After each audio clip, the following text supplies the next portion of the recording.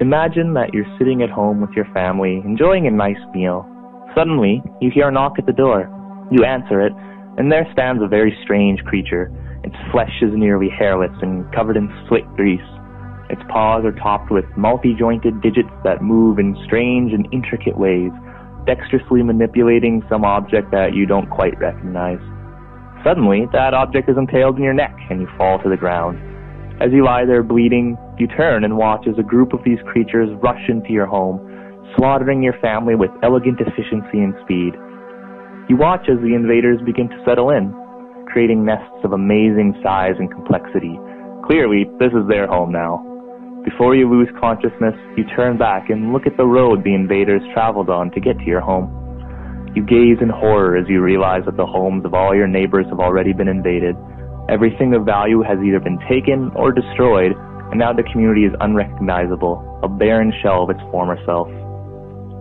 The creatures I'm talking about, of course, are us. Homo sapiens, human beings, big-brained apes with long legs and keen sight, building nests of steel and concrete, creating huge communities, swimming with life like a coral reef. But unlike a reef, where organisms of all kinds come together for mutual benefit, our concrete reefs push other organisms out to the ruin of anything that is not human. Unless, of course, a particular organism can be enslaved for our use.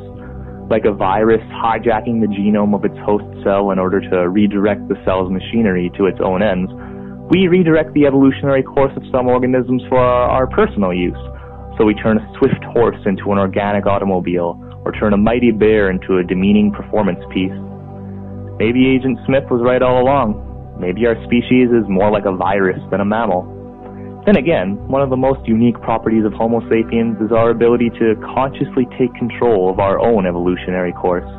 If enough of us decide that we'd rather not be so virus-like, there's a very real chance that we could become like something else.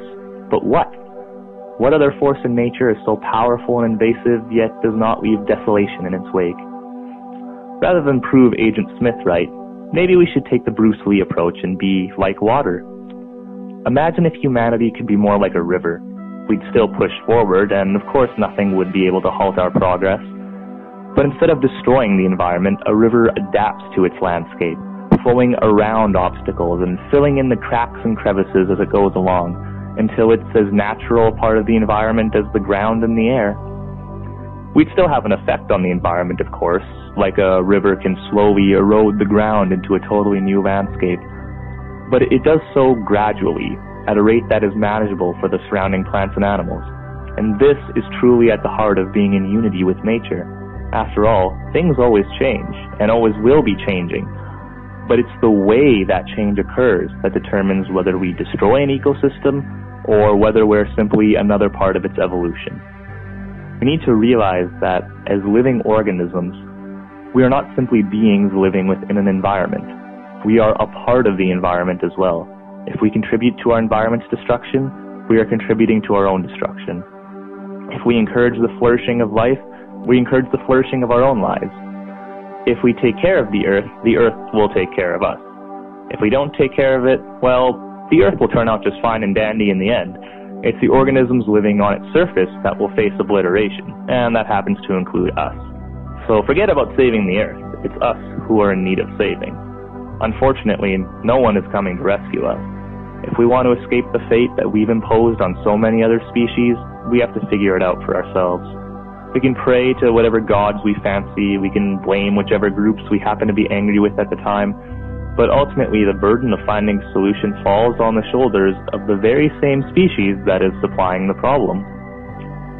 And so here we find ourselves, at the most important crossroads in our young species' short history. Two paths are set before our feet.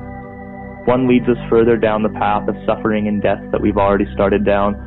The other path leads us to something else, something potentially wonderful, something that has never before been seen in this planet's 5 billion year history. What that something is difficult to say. I think whatever the future holds, it will either be far more wonderful or far more horrifying than anything we can imagine. The question is, what path will we end up taking? Before we can answer that question, first there's an even more fundamental question that each of us has to ask ourselves. What path will I take? Each of us is like a single droplet of water, powerless on our own. But when enough droplets come together and begin moving as one, suddenly we got ourselves a river. Empty your mind. Be formless, shapeless, like water. Now you put water into a cup, it becomes the cup. You put water into a bottle, it becomes the bottle. You put it in a teapot, it becomes the teapot. Now water can flow or it can crash. Be water, my friend.